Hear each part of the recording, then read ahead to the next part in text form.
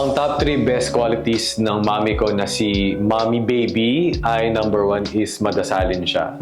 So sa lahat ng mga bagay, whether up, especially down kapag may mga challenges sa buhay, lagi niya sinasabi niya, always turn to the Lord. Number 2 is maintindihin. I guess nung nag-mature yung mom ko talaga, mas naging understanding siya. So naalala ko before, dati, nung bata-bata pa ako, lagi kami nag-aaway.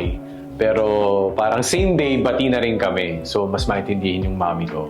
Tapos number 3, lagi niyang inuuna yung kapakanan namin over sa kanya. So magsasakripisyo na lang siya, yung mga as simple as yung mga huling ulam, hindi na niya kakainin kahit gusto pa niya, ibibigay niya pa sa amin. So I think ganun talaga yung mga mothers, selfless at laging inuuna ang iba. So Happy Mother's Day po sa lahat ng mga mommies, mga ka-vibes, at we love you so much, and hindi po namin alam ang gagawin namin kung wala po ang aming mga nagmamahal na nanay.